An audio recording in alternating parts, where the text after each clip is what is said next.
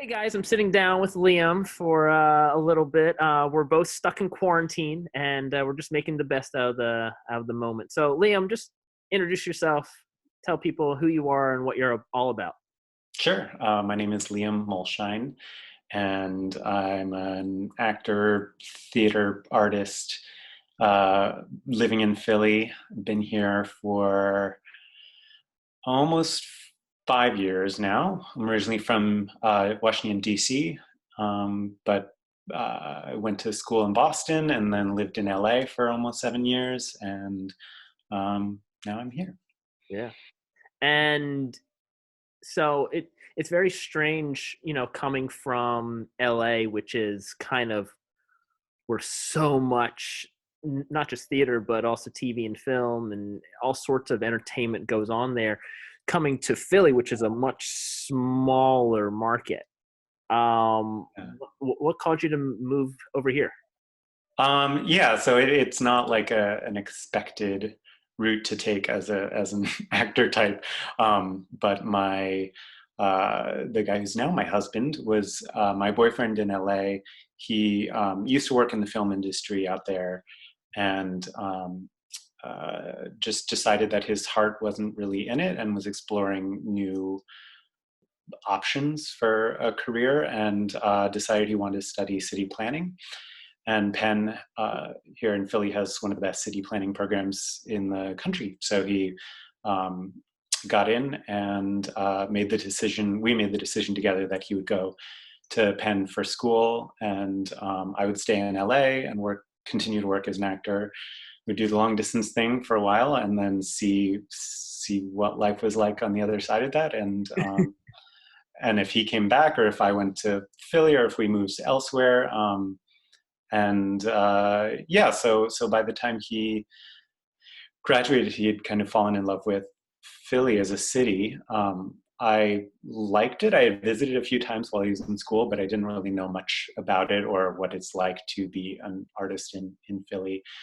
Um, and it seemed a little crazy to move away from LA, but but I was turning 30 and felt like I could be sort of playing the actor lottery in LA for the rest of my life, Yeah, and I could, find great success, in the next year, or it could be in 30 years. Like I yeah, just had no way of knowing. right. So, um, yeah, there were a lot of different factors, but uh, I just wanted to start a new chapter, and Yeah. so. And by the way, coming to Philly, there's so much more theater here, and Mhm. very, very old companies and theaters here. So I'm sure even coming from LA with all of its, perks and benefits, and having such a big community there, I'm sure coming to here in Philly must have been pretty refreshing in some ways, Yeah, because yeah, it's a much definitely. smaller pond, if you will. Right. No, definitely. It's a completely different environment, and yeah, a smaller town, smaller sort of circle of people that you interact with. In LA, it's just, you know, goes on and on and on in terms of like the Non-stop. thousands of people that are there, which is great because there's so much talent and so much drive. But it also means there's so much competition, and Mhm. there's like a weird mismatch of supply and demand, where there's like this huge supply of actors and artists who are sort of lured out there for various reasons, um, all trying to sort of quote unquote hit it big, like that's why it sort of feels like playing the lottery in a way. Like it's big stakes, um, big rewards. In Philly, it's just a matter of reshifting focus, and it is very like a theater-based community in many ways. So a smaller audience, a smaller group of people who are going to be able to like participate in what you're doing and enjoy, the stories you're telling, but it has its own benefits, and it's doing a play. Like I found I am able to just feel like way more artistically fulfilled than um, some of the other jobs I did in LA. Yeah, and also, coming here, you can kind of carve your own way. You can kind of be your own agent manager in a sense, because you don't have to, go through traditional, agent to casting director kind of relationships. You can kind of just create them yourself here in Philly, Hmm. make Yeah, opportunities. So yeah, yeah. yeah, definitely. So what else is just different? Because honestly, I've used to live in California, but I didn't live in LA. What's it like there if somebody wants to go there for the first time, or like what's a good thing not to do, or you Okay. know Yeah, it's such a big question. Um, LA is an amazing place. It's huge. like It's huge, what? by the way. It's huge, by the way. Yeah. Oh, Yeah. yeah. It's gigantic. I mean, like size-wise, you can drive for, an hour and still be in the city, basically. Yeah. Um, and I mean, it's one of the sort of cultural centers of the world. There's so much happening there. And like I said, people come from literally all over the world, all over the country to make a life there and to see what it's like. And I feel like we all know a lot about it because we've Hmm. all seen it, but it's a very like specific side Yeah. to LA. And it's because it's such a huge place, you really can't define it easily in one sentence or even a paragraph. I know It I give you like a huge question, but just like like if anything come to mind, like what like what Yeah, but like yeah, it's a whole different animal there, and also there's no seasons. right. Yeah, that's a very strange thing that it's 72 degrees, in February or July. Um, and it's gorgeous out, but sometimes too gorgeous. It's like I just need Yeah. some, metaphorical and literal rain or snow or, a Yeah. Yeah. thunderstorm, which just doesn't happen that often there. No. It's huge and spread out, and sort of there. Obviously it's sunny. I think I've heard that's one of the reasons that the film industry first, got started there, is just because you have this like guaranteed, like 300 days of sun a year. Um, so, so yeah, that's it's amazing, but it's spread out. Everything's a lot lower to the ground, I guess I would say, than a sort of compact little city like Philly or even New York, where it's all about like vertical living. It's all sprawling. Yeah, yeah, and you might have to. I found that I would drive 45 minutes or an hour to get to an audition, and the audition, I'm in the room for like maybe literally a minute, if Man. that, 30 seconds. You walk in, say your name, Yeah. spin around, and then you're back in your car for another hour. That's one thing I've always hated, even being here in Philly, because I live just outside of it, and I have to drive 45 Mhm. minutes to the casting director's office, and I'm there for 5 minutes, and then I have to drive 45 minutes back to my neighborhood, and Mhm. I did well, and most times you don't even book the job, so I'm sure that's Right. even more frustrating when you're in LA and you have to drive even further. Yeah. I mean, honestly, that's like one thing that I kind of hope changes in terms of like I know that a lot of more self tapes are going to be done. Hmm. So yeah, I for me personally, that and for all actors, I hope that it changes and allows more flexibility with the actor instead of having to spend all that gas money and all that Hmm. time and ask for someone to cover your shift and all those little Right. things that you got to do. So Yeah. Yeah. And I think it's something that I learned slowly, and I guess I'm still in the process of learning and reminding myself all the time, is just to not to find ways to find pleasure in life and find fulfillment, yeah, and not uh, make your life so myopically focused on like getting the job that you drove an hour to audition, and like if you don't get that job, it's nothing's worth it. It's like you have to find the balance, and And so I did a lot of that, but I also,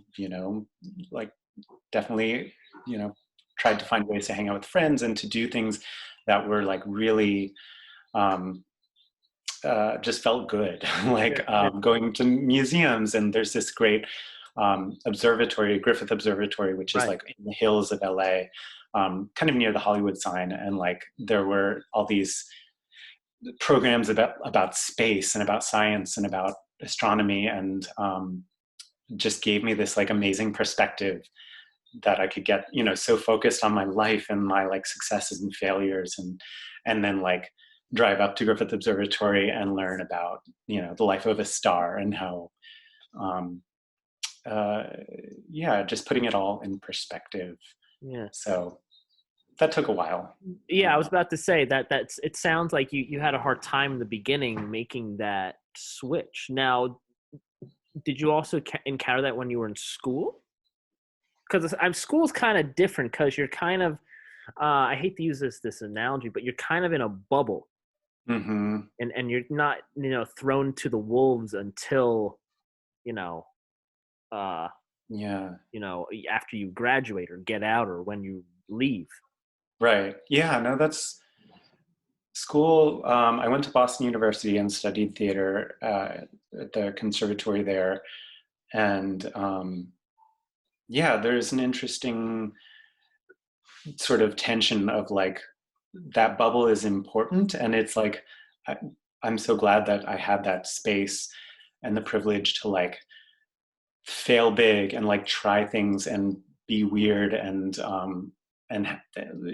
just like experiment Yeah, with theater and with art, and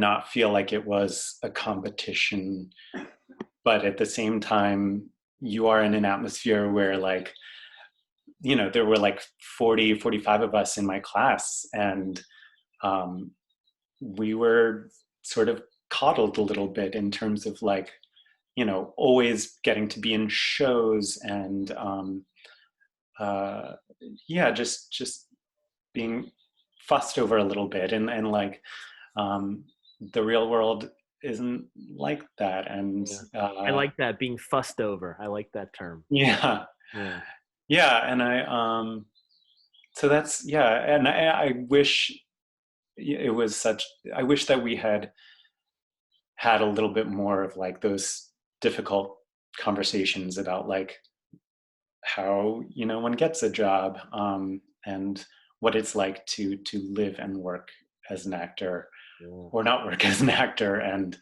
the yeah. reality of that life, Do because you it's definitely not glamorous.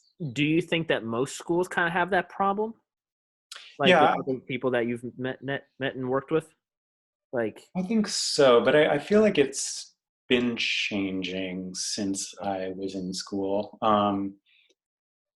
But I don't know. Yeah, it's always, I don't know. It's something I think schools could definitely improve on, right. but you don't want to like crush everyone's spirits, as a 17, 18-year old. And I'm glad that I was told that I could, do anything, and that sort of broadens your horizons, and definitely is great for self-confidence. But the realities of the world of acting and theater and TV and film certainly is that like there's a lot more people than there are jobs at any one time, Yep. and um, you can't. Especially if you're union, especially, Yeah, you know, yeah.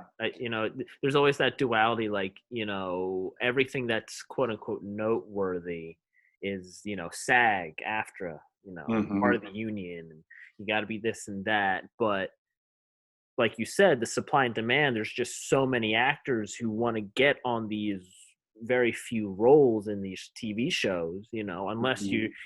you want to go for like an NCIS where they've had a bajillion seasons and a bajillion co-star roles. But Yeah. yeah, I mean, and I'm wondering what, especially right now, this time in which, we have so many actors who are already living on the edge, Mm. and then you're literally forcing them that they can't nobody's going to work for 3-4 months. Yeah. I was just talking with somebody who's in the union, and there's all these questions and answers in Zoom meetings, and a lot of them are like, it's wishful thinking that we're going to start during the summer, but really it's going to be the fall before anything Mm. really picks back up again substantially. So all these actors and artists who might have already been working as waiters and things, not only can they not work there, but they can't even go and audition. So Right. I think, possibly unfortunately, many artists might just say, you know what, I can't do this anymore. Yeah. But Yeah. Yeah. I think you just have to kind of keep the faith, and I do believe that there will be like a new boom moving forward. Yeah, I hope so. Yeah. And I mean, I've heard, people talk about how the first thing everyone turns to when they're bored or when they're, staying at their house all the time is like movies and TV shows Right. and web series and like, so Everybody's on Netflix right now. yeah, so they're all turning to the arts Yeah. for inspiration and for comfort. But yeah, I'm a little worried about what it'll look like, and it really sucks for the people who were already on the edge and Yeah. feeling like, yeah, I mean, the world of the arts is such a privileged field to work in. So, Yeah. anytime there's something big like this, it really affects those at the edges most. And Yeah. those are some of the stories that are, I think should be lifted up and put in the center and listened to and told. Right. So, what are you working on or doing anything during all this? Mm, And it's gosh. okay if you're not doing any. It's Yeah. fine. Yeah, no, I'm definitely trying to remember that I don't have to constantly be producing something or working on something during this time. I think we're all there's like just a feeling of internal Mm. guilt and shame, or Mm. certainly on my end of like, I'm Mm-hmm. not doing enough. Everyone else is doing something. Everyone else is doing self tapes and teaching online and like learning monologues. So there's lots of days where I'm just hanging out at home and Yeah. cooking and hanging out with my cats and feeling a little sorry for myself and for the state of the world. But I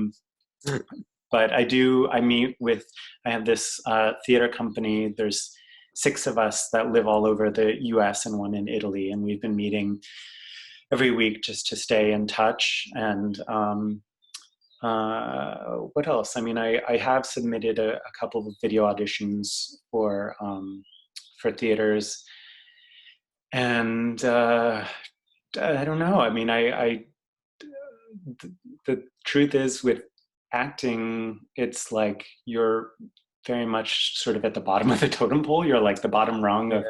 of the Which, ladder, which and is then crazy because we're the faces of the yeah, production, which is, I kind of felt like that as a dancer as well. mm, Um, we were the ones who were on stage hmm, executing whatever the director and choreographer wanted, but we were the ones who were paid the least and had the right, hardest schedule. um yeah, yeah, yeah, yeah, it's a weird feeling, but yeah, no, that's good that you've been doing something. yeah, I know like a lot of artists kind of are having this pity party. Oh, I can't do anything. mhm, But at the same time, you don't want to be that actor who's, locked in their room working on monologues all day mhm. or writing all day. I mean, you do have to find that balance, like we just talked about. So, yeah, Yeah, yeah, yeah, yeah, yeah. yeah, and I mean, I have things sort of on the back burner that occasionally I'll bring to the front and work on a little bit. I have this. It was originally a web series that I had written and produced a pilot of in LA that I'm now trying to think about turning into a show, maybe a one-person show. Oh, So I'm sort of reworking that, but I don't know when you know that could be really produced at this point. But Well, I mean, you can get creative with. I mean, at least you can make the like the script, and then who knows? Maybe it becomes Mhm. like an online kind of deal, Yeah, you know?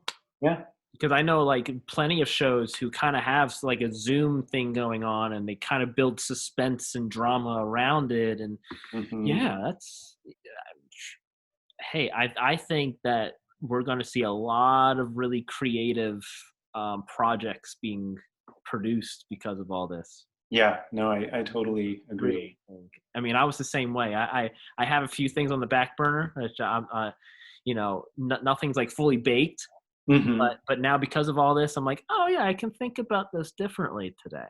Oh, I mean, Yeah, maybe this can be better if it doesn't have so many people, or it's like right. it's funny to think about. So Yeah, yeah, yeah. one thing I do want to talk about is I remember I want to tell the story about how I got repped by Reinhardt. Yeah. Um, do you remember when I texted you a couple? What was it, like a year and a half ago? Vaguely, yeah, Yeah. yeah. You Anyway, said you were looking for representation, right? yeah. Well, I was still dancing. I was still Hmm. and part time. I would work at a PT clinic, and I remember I was in the front, like situating something, and I saw a magazine for the patients, and on the back of it was an IKEA ad. Mm. And I remember I met you, and I'm like, this guy looks that I know this person on this IKEA ad, and I'm like, this guy. So I take a picture of it and I send it to you, and I go, how, like, is this you? She's like, yeah, that's me. How did you get this? I have representation. I said, that's amazing that you get this opportunity. And without me even you were just like, I should introduce you to my agent. Oh, yeah, Yeah. And then I met with Reinhardt and yeah, got with them right away. And yeah, I just think it's so funny how like little things can just happen, and I'm sure like you've even had parts of that happen in your career where like you saw something or you had a relationship and it just like branched into something else.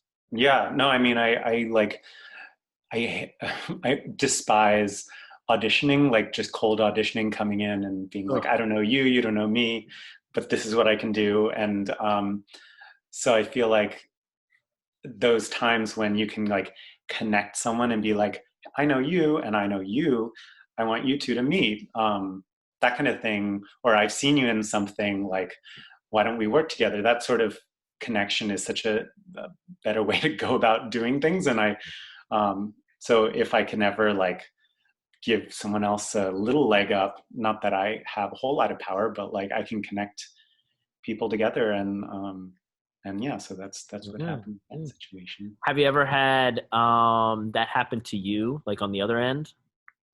Yeah, let me think. I mean, definitely with in the theater world here in Philly, um, I've I've done a lot of just auditioning where I go in because I see they're holding auditions, but like some of the things I've worked on that I'm most proud of have come from, that director came to see a show I was in and then asked if I would audition, or just straight up like offered me, Huh. a role in a show.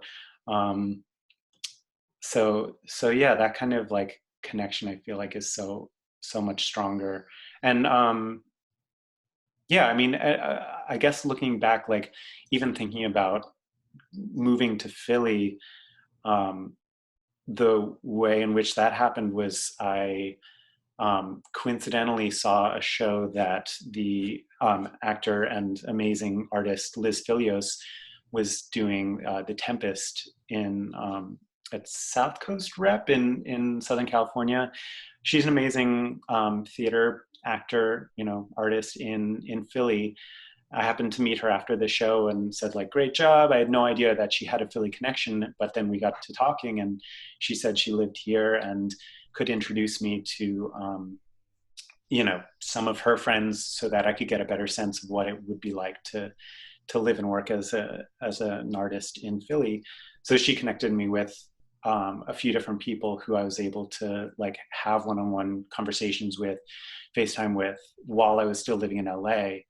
And they're the ones who are like, no, like Philly is this like hidden gem. It's a great place Really to is. be. You can live in the city, like in the city, and work as an actor or a teaching artist.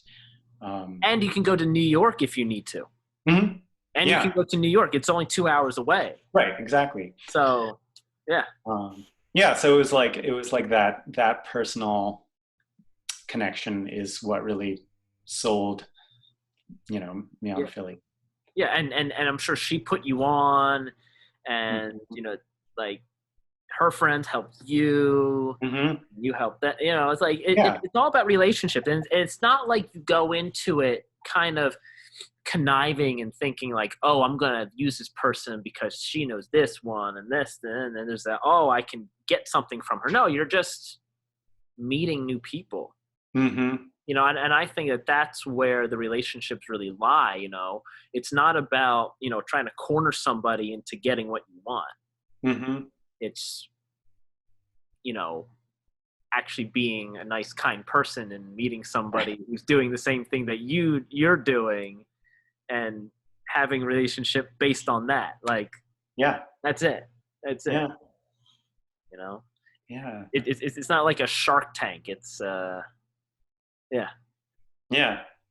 And it's hard, when you're like working in this field where there is no job security, and like, everyone has those feelings of desperation and of like needing people to give them jobs yeah, basically. But I've learned that like the best experiences I've had like auditioning are where I go in and I just try to forget like that there's even a job on the line at right, all, yeah. that they're judging me in any way. Just go in and like try to have Just a do it. bit of a connection. Just And and also have fun. yeah, yeah. Because like you said, you don't know if this is going to be your last job or not, or you don't know what this is going to be or what it's not going to be. So just go and have fun, allow you to be you, and then Hmm. whatever happens happens. Yeah. But Yeah, yeah. I also think that there's never such thing as job security. Mm, To me personally, no matter what field you're in, right. like I know even a few doctors who aren't working right now Hmm. because of the coronavirus. Yeah. I've seen people, in the restaurant business who will have to close down because of this. Like there, and Hmm. like you can't ever say that there's any career that is 100% foolproof, Yep. because stuff happens, Yeah. right? Yeah. Yeah. So, um, so we talked about some of the good, the bad, the ugly. Hmm. If there's I always like to ask people this: if is there something in the industry or something that you've seen that you wish could be changed? What could it be? Hmm. Whether it be an approach, whether it be the type of system, or something you do personally, or what you see other actors do. That's interesting. Um, Like something that you're just like, oh, I have to do this, but it doesn't have to be this way. yeah, I It's a don't. hard question. I know it. That's a tricky question. Yeah. No, I mean, I And I guess don't I'm want you to say thinking, anything dumb that make you get in trouble with anybody, but like, right. there's There's, always something. I don't know if this is something that one could do anything about, but like, there's such a weird inversion of like uh, the sort of like glamour and fame and like uh, reach of a job versus how fulfilling and good quality and enjoyable a job can be. So Uh, for example, like the IKEA ad that I was so grateful to shoot, like it was a really fun couple of hours on set, and it's a company that everyone knows, and like I had no idea that it would be have the reach that it did. Like there was like a New York Times article where they featured the ad, and it was on the backs of magazines. I was like next Yeah. to, on the other side of Oprah's face Oprah. on O That magazine, was like it. crazy.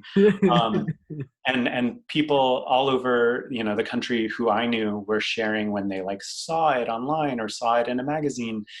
Um, so it had this like reach, and everyone knew what it was because everyone knows IKEA, and it feels there's like a glamour to it. And I understand like that feeling. It's the same thing when you like, see someone on TV.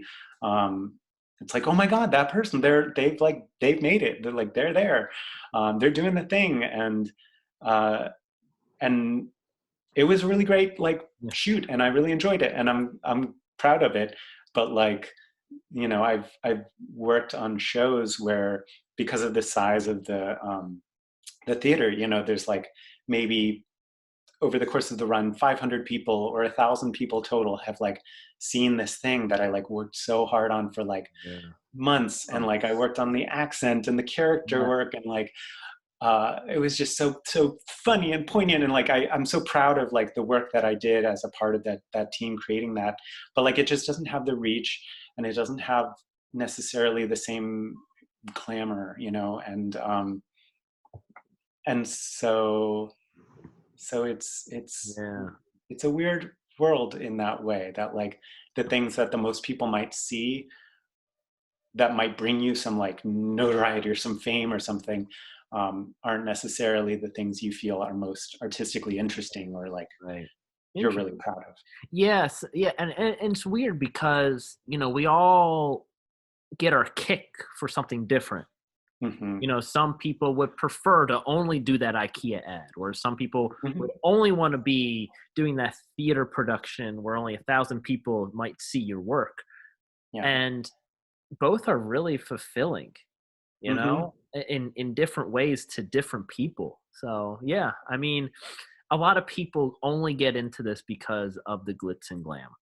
Hmm. Let's be honest. A lot of people are like, I want to get that Academy Award, Hmm. and that's their North Star, which is great to have. And power to you if Yeah. and if you got the talent, and if you got whatever and the right people, and you make it work, and you're strategic, and you get there, mazel tov. But you know, it's a lot different to kind of be like, I'm doing this because I love it, and I don't care how many people see it. Right. I don't care about the numbers or the money or the fame that comes with it. And a Yeah. lot of times, actors get into it and they get that little bit of success, and then they get that little bit of fame or that notoriety, and they realize, oh my God, this is not what I want, Hmm. because it's just a different level of sacrifice at that point. Yeah, absolutely. I think it has its own different game. So, I mean, you kind of answered the next question, but I was going to ask you, like, what part of the industry do you love? But it kind of Mm. sounds like you just like went off and you just kind of said it right there. Yeah. Yeah, definitely.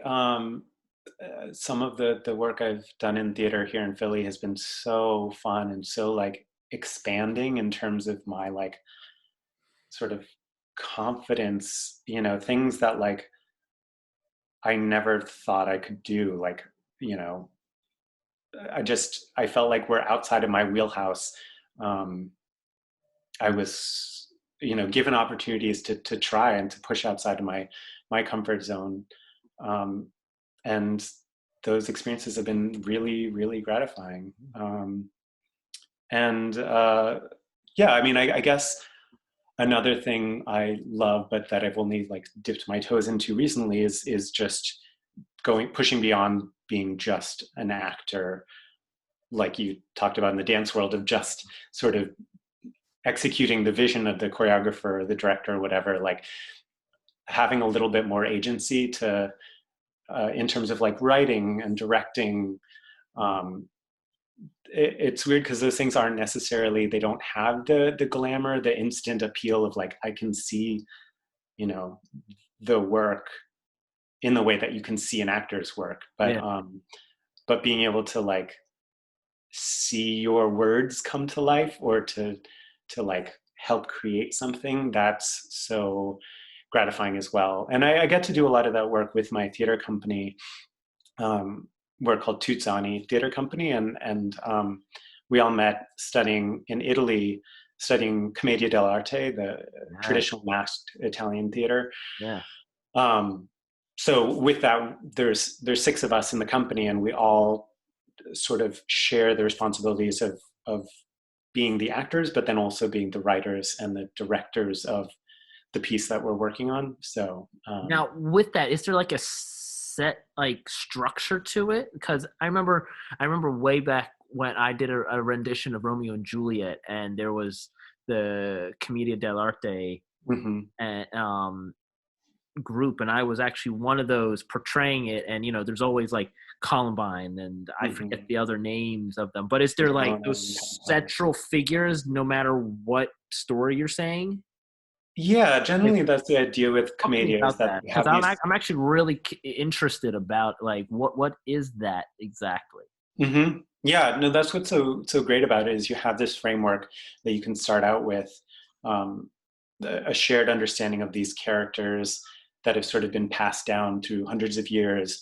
Of there's like Capitano, the captain, who's um, sort of bold and brags, but also has this side of being like immensely afraid of Mhm. everything. And there's Columbina, you were talking about the maid character who sort of has a direct conduit with the audience because she's often the sole woman on stage, and she sees the mischief that everyone else gets into and the fools that they are.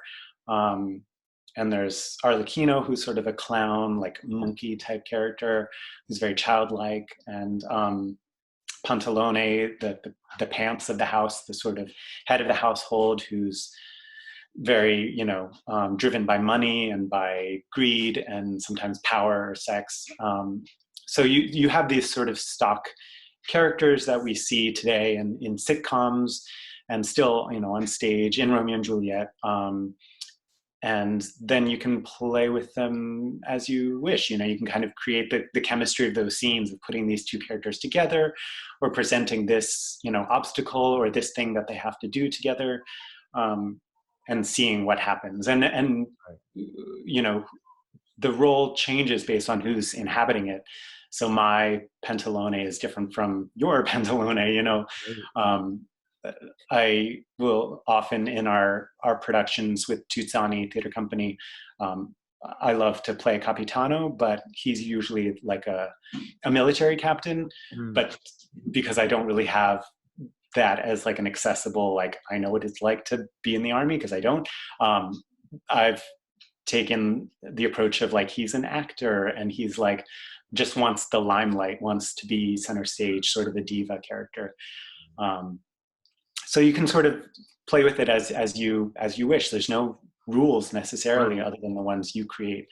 Um, so yeah, that's the sort of framework we work off of, and sometimes there's a set story that you can also work off of. So like the last show we did was based on the Cinderella story, which everyone knows, and that was sort of the idea. Is like it's a famous story, so that's like you can Yeah. get butts and seats that way, and and you don't have to do a whole lot of explaining. You can sort of immediately begin to play inside that story and twist things around in a unexpected way. And I can tell you really love it. yeah, it's Because it's great, and it's such a nice just counterpoint to the world of being the actor on the bottom rung of things, of going to auditions and being like, please give me a job, I swear I'm good at this. To be in a group of people with immense trust with among each other, and to just be able to play around and like put something up and fail big again, and go outside of our comfort zones and and the create. beautiful part about theater is that you can mess up royally. Mm-hmm. And but it's not recorded usually. Yeah, Usually, I mean, of yeah. course, it's Usually, always recorded. But yeah, like, it's very it's terrifying in that regard because you can't really mess up. Like you have to incorporate everything that's happening, whether things are going well or not going well. Like it's happening in front of people, so you have to go with it. Whereas film and TV and commercials, you can kind of be like, let's do that one again because that Yeah. sounded weird. Yeah. Uh, Yeah. Or yeah. something wrong happened, or Right, right. set wasn't right, or I love when those and it doesn't matter how anal you get in trying to cover up every little thing. Something's gonna happen. Hmm. Even on TV and film. Like I remember, I love those articles and memes where I think it was Game of Thrones, where you see the coffee cup, like the Mm-hmm. Starbucks coffee cup, like in the background because some stage, or some sort of set hand didn't pick it up, Yeah, or the director left it there, yeah, and they did a set, and all right, that's good enough. We'll get it in post, right, and then everyone's like, "That's is that a coffee cup? That's not period. No, right. and that was like $1 million Yeah, yeah, yeah. that they just kind of like messed up on. Right. Somebody like And that, got fired for that. yeah, right. I mean, that's like in the world of my theater company, like the work that we do, like a coffee cup on stage would have been like the best thing for us because everything would have ground to a halt. All the characters would have been like, whoa, wait, what is that? And then, the scene would have turned into like the scene of the coffee cup and like, how did this coffee cup arrive in our world? Right. And um, But that's it's, the difference with theater, like yeah. every little thing that goes wrong or doesn't work, like you can make it into something else. Hmm. Or, like if something breaks, like what would the character do if like something spilled, or like Right, in TV and film, everyone's like, cut, we got to do it again. All right, let's put it all together and right. another hour or so, like get paid Yeah. overtime. But in theater, it's because I remember, because I've had a lot of performance experience as a dancer, something always would happen. Mm. I remember this one show specifically where we were in the middle of the show and the music was being played on a CD. Hmm. In the middle of the number, the of the show, the CD player just broke, Oh no. and it was like just shot. And Uh-huh. what we had to do, we had to finish like the rest of it in silence. Oh And so man. everybody's kind of like, all right, we all know the music. We have to push through this, and we do. And Oh. then we went to like a premature intermission, and someone had to like plug in their phone for like the rest of Oh it. my God. It was a monster, but like stuff like that happens all the time. You just keep going. Yeah, and I mean, that's like that is theater right there. That is theater. That's when everyone like in the audience knows something's happened and they like, maybe they're spacing out or something. They suddenly like come to sharp attention and Yeah. they're like, what is going on and Yeah. how are they going to react? Yeah. Wow. And that can work in your favor or it can be really distracting. If you're trying to put on a well-made play with like specific beats and everything, then suddenly like a glass breaks and like that ruins it because no one can pay attention anymore. Right. But in the world of commedia, where there basically is never a fourth wall, all the lines are sort of delivered to the audience. Um, Having something like that, we had like a school bell ring, when we were doing a performance in a high school once, and that was like amazing because it was Yeah. like, where's this sound coming from? And once we were doing a performance where a woman's cell phone dropped out of her hand onto the floor, and so I like turned and in character was like, how dare you? You've ruined Capitano's scene, and now I'm out of it. And it was like it was really fun to play around, and everyone knew that wasn't scripted, and so Right. Right. yeah, It's amazing. Yeah. I love that. So I always love giving advice with these things, and since you've been doing this, you know, both in theater and in film, Hmm. if you could, give it advice to either a younger you or Mm. somebody who's kind of starting out, what would you say to them? Huh. What would I say? I would say, uh,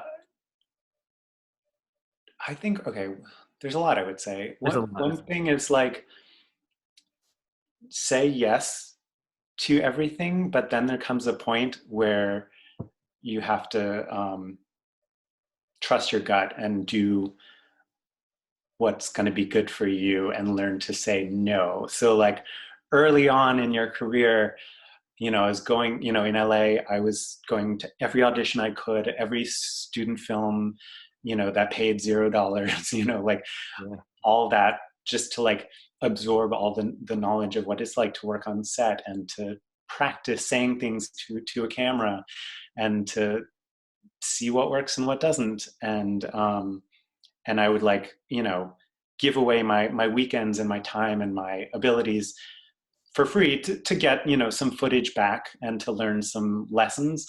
But then there's also a time in one's career, I would suggest, where you have to remember that, like, if you don't want to do it, don't do it. Like if Yep. you don't feel good about going to this audition that's an hour and a half away because it might not be worth your time, then like maybe don't go. Or if you were offered something but you just feel like it's not going to be worth it to you, then like learn to say yes and no and be more discerning. And that's um not being a diva at all. That's not, yeah, some no. people might see that and be like, oh, he just doesn't want to do that. So there comes a time in which, maybe you don't want to do that kind of work anymore.